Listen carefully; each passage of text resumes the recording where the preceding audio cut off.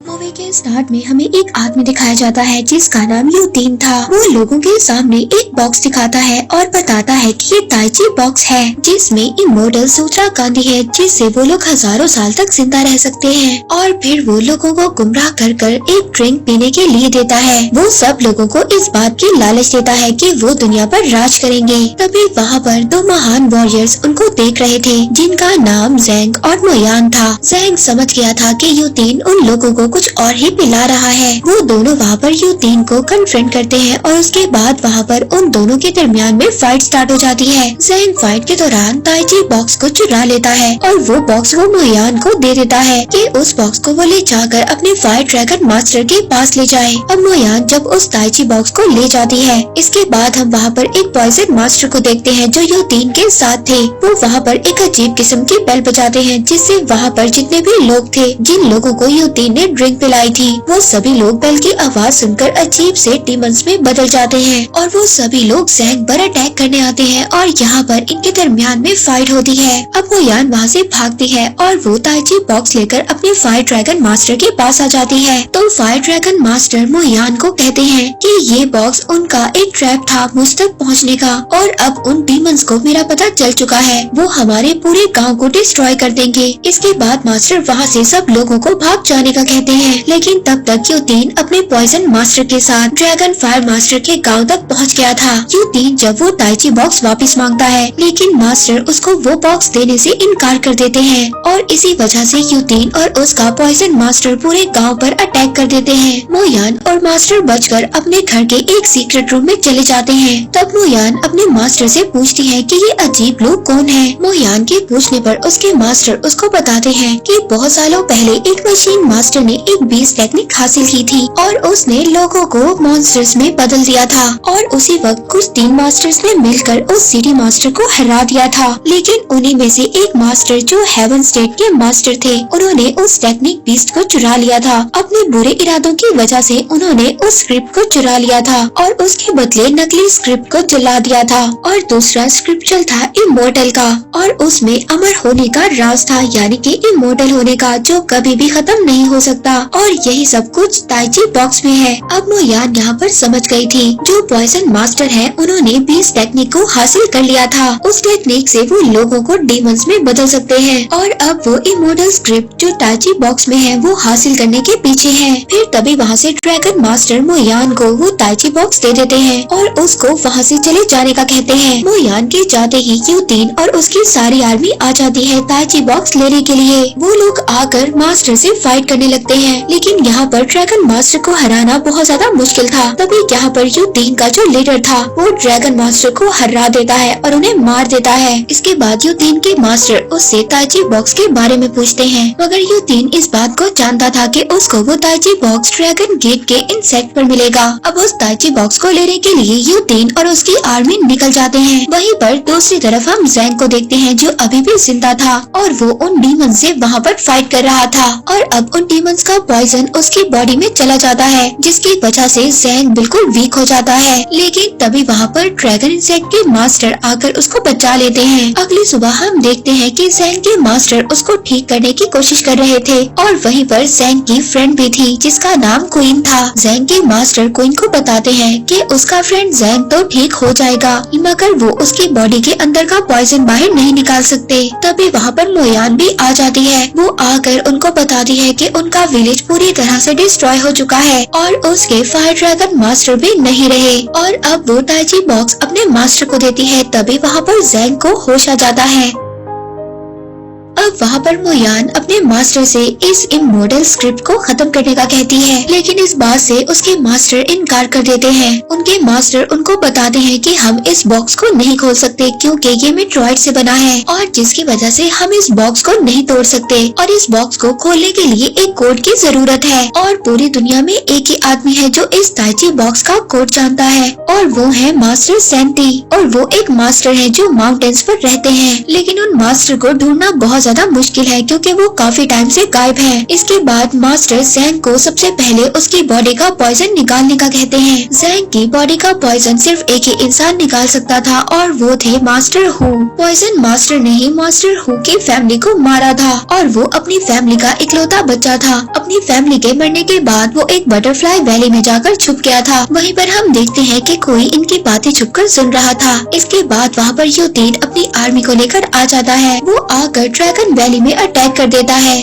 और ज़ैंग के मास्टर के पैलेस में भी आ जाता है। यहाँ पर मास्टर ज़ैंग से वो ताइची बॉक्स लेकर जाने का कहते हैं। ज़ैंग, क्वीन और मोयान वो बॉक्स लेकर यहाँ से चले जाते हैं और इसके बाद यूतीन ज़ैंग के मास्टर को भी धोखे से मार देता है। उधर उन तीनों के पीछे भी यूतीन की आर्मी थी। ज़ैंग की यूतीन की आर्मी के साथ काफी ज्यादा फाइट होती है। एक आदमी जब क्वीन को पकड़ने के लिए उसके पास आता है तभी क्वीन का पाँव स्लिप होता है और वो एक गहरी खाई में गिर जाती है। ज़ैंग क्वीन को बचाने के लिए जाता है लेकिन तब तक बहुत ज्यादा देर हो चुकी थी। तभी वहाँ पर यूतीन भी पहुँच जाता है। जब मोयान वहाँ पर यूतीन से फाइट करती है तो यूतीन मोयान को भी मार देता है। अब एक ही पल में ज़ैंग ने मोयान और क्वीन को खो दिया था। तब यूतीन जब उससे वो ताइची बॉक्स मांगता है तो ज़ैंग उस ताइची बॉक्स को बचाने के लिए खुद भी खाई में कूद जाता है। अब यूतीन यहाँ पर अपनी आर्मी को वो बॉक्स ढूंढने का कहता है और खुद दोबारा से अपने लीडर के पास आ जाता है, जहाँ पर अब यूतीन का लीडर भी उसको मारने वाला था क्योंकि वो ताइची बॉक्स को अभी तक अपने लीडर के पास नहीं लाया था। मगर पॉइजन मास्टर यूतीन को मारने से उसके लीडर को मना कर देते हैं ताकि वो बॉक्स को ढूंढ सके।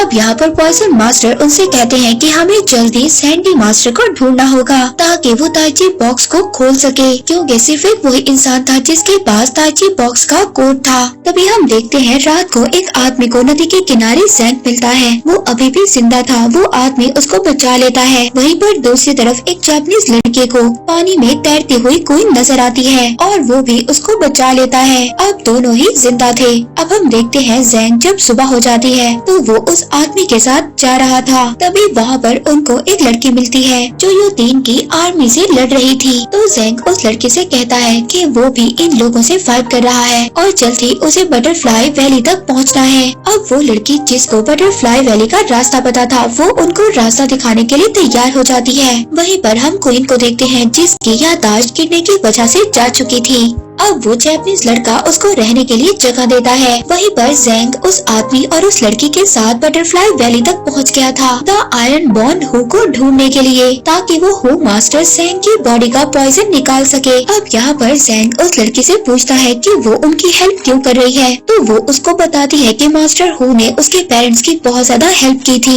तो जब उसको पता चला कि डीमंस ने मास्टर हू की फैमिली को मार दिया है वो उनकी मदद करने के लिए यहाँ पर आई। अब इनकी ये बातें हो ही रही थी तभी वहाँ पर यूतीन की आर्मी के लोग आ जाते हैं और वो आकर इन सब लोगों पर अटैक कर देते हैं। अब एक सिपाही से बचने के चक्कर में वो आदमी जिसने ज़ैंग को बचाया था वो एक कुएं में गिर जाता है। वो लड़की जो ज़ैंग की मदद कर रही थी वो भी उस आदमी को बचाने के लिए कुएं में कूद जाती है और अब ज़ैंग भी अब इन दोनों के पीछे कुएं में कूद जाता है। सिपाही उनका पीछा करते हैं मगर यूतीन वहाँ पर आकर अपनी आर्मी को रोक लेता है। वहाँ पर कुएं के अंदर एक बहुत बड़ी गुफा थी। वो आदमी जो बेहोश था जिसने ज़ैंग की मदद की थी उसको बचाया था वो ये समझ रहा था कि वो तीनों मर चुके हैं और हेल में हैं। पर तभी वहाँ पर एक बूढ़ा आदमी आ जाता है और यही मास्टर हू थे। वो ज़ैंग को सुनकर ये समझ आते हैं कि उसकी बॉडी में पॉइजन है। मिस्टर हू उनको बताते हैं कि उनकी फैमिली को पॉइजन मास्टर ने मार दिया था। मास्टर हू ज़ैंग से कहते हैं वो उनकी मदद तभी करेंगे जब वो पॉइजन मास्टर को मारकर उनका सर उनके कदमों में रखेंगे। अब वहाँ पर ज़ैंग मास्टर हू को अपना मास्टर बना लेता है और उनको अपना लीडर मानने के बाद अब मास्टर हू उसकी बॉडी का सारा पॉइजन निकाल देते हैं और उसको पॉइजन मास्टर को मारने के लिए भेज देते हैं। लेकिन ज़ैंग के जाने के बाद अब मास्टर हू भी वहाँ पर मर जाते हैं। वहीं पर दूसरी तरफ हम वही जापानीज लड़के को देखते हैं जिसने क्वीन को बचाया था। क्वीन अब उस जापानीज लड़के को पसंद करने लगी थी। वो लड़का उसकी आइडेंटिटी नहीं जानता था। अब रात को ज़ैंग और उसके साथ लड़की और वही आदमी जिसने ज़ैंग को बचाया था ये तीनों मिलकर एक सिटी में आते हैं। पॉइजन ड्रैगन मास्टर को ढूंढने के लिए। और उसी शहर में वही जापानीज लड़का और क्वीन भी थी। अब यहाँ पर क्वीन उस लड़के से पूछती है कि तुम जापानीज हो तो यहाँ पर क्या करने आए हो। वो लड़का उसको बताता है कि वो ज़ैंग नाम के वॉरियर की तलाश में है। तभी वो लड़का देखता है कि पूरे शहर में ज़ैंग के नाम के पोस्टर लगे हुए थे कि उसने काफी ज्यादा लोगों को मार दिया है और उस गांव के सिपाही उसको ढूंढ रहे थे।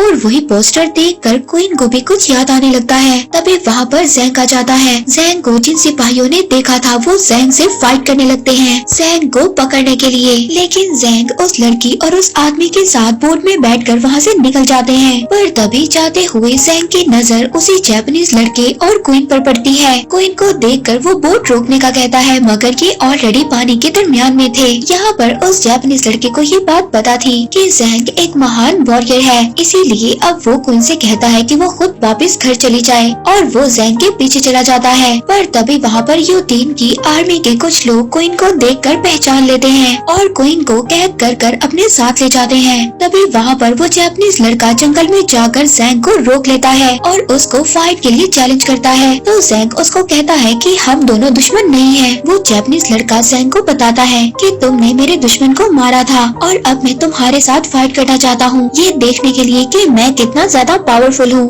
और मैं अपनी स्ट्रेंथ को चेक करना चाहता हूँ। ज़ैंग उस जापानीज लड़के के साथ फाइट करने से मना कर देता है क्योंकि वो गलत लोगों से ही सिर्फ फाइट करता है। लेकिन उसके मना करने के बावजूद वो जापानीज लड़का फिर भी उस पर अटैक करता है, लेकिन ज़ैंग उसको मना कर देता है। इसके बाद ज़ैंग उस जापानीज लड़के से उसके साथ जो लड़की थी यानी कि क्वीन के बारे में पूछता है। तो जापानीज लड़का क्वीन का नाम अजीब सा लेता है और कहता है कि क्या तुम इस लड़की के बारे में पूछ रहे हो। अब ज़ैंग को ये कंफर्म हो गया था कि वो लड़की क्वीन नहीं है, इसीलिए अब वो जापानीज लड़का वहाँ से चला जाता है। अब वो जापानीज लड़का जब अपने घर आता है तो उसको वहाँ पर एक लेटर मिलता है। उस लेटर में ये लिखा हुआ था कि ये लड़की ज़ैंग से रिलेटेड है और इसके बदले में हमें ताइची बॉक्स चाहिए और वो बॉक्स ज़ैंग के पास है। इसीलिए अब वो लड़का वो लेटर लेकर दोबारा से ज़ैंग से मिलने आता है जंगल में। वहीं पर दूसरी तरफ हम क्वीन को देखते हैं जिसके पास यूतीन आता है। वो उसको टॉर्चर करता है, उसको धक्का मारता है जिसकी वजह से वो नीचे गिर जाती है। उसका सर जब जमीन पर लगता है तो उसको सारी बातें याद आने लगती हैं। अब यहाँ पर जंगल में ये तीनों ही थे, ज़ैंग और उसके साथ वो आदमी और वो लड़की। तभी वहाँ से वो लड़की उठकर चली जाती है और थोड़ी ही देर बाद वो जापानीज लड़का ज़ैंग के पास आ जाता है। उसको लेटर दिखाता है जिस लेटर में यही लिखा था कि इस लड़की के बदले हमें ताइची बॉक्स चाहिए। अब ये लेटर पढ़कर ज़ैंग इस बात को समझ आता है कि वो लड़की कोई और नहीं बल्कि कोई नहीं है, उसकी फ्रेंड। ज़ैंग उस लड़के को बताता है कि वो बॉक्स देकर तुम्हें कुछ भी हासिल नहीं होगा क्योंकि उस बॉक्स का कोड सिर्फ मास्टर सैंटी ही जानते हैं और अगर वो बॉक्स उन डेमंस को दे दिया तो वो मास्टर सैंटी को बहुत ज्यादा टॉर्चर करेंगे। इसीलिए अब ये लोग ये डिसाइड करते हैं कि पहले ये लोग मास्टर सैंटी के पास जाएंगे और उनसे वो कोड लेकर उस बॉक्स को ओपन कर उनको दे देंगे। अब ये अगले दिन तीनों अपना सफर शुरू करते हैं और कुछ ही टाइम के बाद मास्टर सैंटी तक पहुंच जाते हैं। अब मास्टर सैंटी ये बात समझ गए थे कि इन लोगों को कोड चाहिए। वो ज़ैंग की पल्स को चेक करते हैं और उनको ये बात पता चल जाती है कि ये बहुत अच्छा वॉरियर है जो दूसरों को कभी भी तकलीफ नहीं पहुंचाता। और इसके बाद वो ज़ैंग के हाथ पर कुछ लिखते हैं जो ताइची बॉक्स का कोड था। मास्टर सैंटी कब से एक ऐसे वॉरियर का ही इंतजार कर रहे थे कि वो उसको ये कोड देकर हमेशा के लिए कहीं दूर चले जाएं। और अब वो आदमी जिसने ज़ैंग को बचाया था वो भी मास्टर के साथ चला जाता है। अब इसके बाद ज़ैंग और वो लड़की रास्ते से जा रहे थे। तभी ज़ैंग रास्ते में उस कोड की हेल्प से वो बॉक्स खोलता है और वो बॉक्स को खोलते ही उसको एक मॉडल सूत्रा मिलता है। तभी वो लड़की ज़ैंग से पूछती है कि क्या वो लड़की इतनी ज्यादा इम्पोर्टेंट है कि तुम इतने इम्पोर्टेंट पेपर को उसको बचाने के लिए ऐसे ही दे दोगे। ये सुनकर ज़ैंग काफी ज्यादा हैरान होता है कि तुम्हें ये बात कैसे पता, क्योंकि जब जापानीज लड़का मेरे पास आया था तो तुम हमारे पास मौजूद नहीं थी। तभी वहाँ पर ये बात रिवील होती है कि ये लड़की यूतीन की ही साथी थी जो अब तक ज़ैंग के साथ थी और वो कोड हासिल करने के लिए ही इसके साथ आई हुई थी। तभी वहाँ पर यूतीन और इसके बाकी सिपाही भी आ जाते हैं। वो लड़की ज़ैंग से वो बॉक्स लेती है और वो वहाँ से निकल जाते हैं। अब उस बॉक्स को वो दोनों अपने लीडर के पास लेकर जाते हैं और वो इमोर्टल सूत्रा अपने लीडर को दे देते हैं। अब उनके लीडर के पास भी इस टेक्निक पे थी और इमोर्टल सूत्रा भी आ गया गया था। उनका लीडर अब प्रैक्टिस करने के लिए अंदर चला जाता है। इसके बाद जब रात होती है तो ज़ैंग वहाँ पर आ जाता है और वो देखता है कि यूतीन और उसकी बाकी फौज उसको रोकने के लिए तैयार है और उनके पास कोइन भी थी। ज़ैंग यहाँ पर इन लोगों से फाइट करता है। इन लोगों के दरमियान काफी ज्यादा फाइट होती है। तभी वहाँ पर पॉइजन मास्टर अपनी बेल से सभी डीमंस को जगा देते हैं और वो वहाँ पर कोइन को भी मारने का ऑर्डर देते हैं। लेकिन तभी वहाँ पर वही जैपनीज लड़का कोइन को आकर बचा लेता है और स्टेट के बाहर आकर उसको छोड़ देता है। अब कोइन की याददाश्त तो वापस आ गई थी, लेकिन वो इस जैपनीज लड़के को भूल गई थी।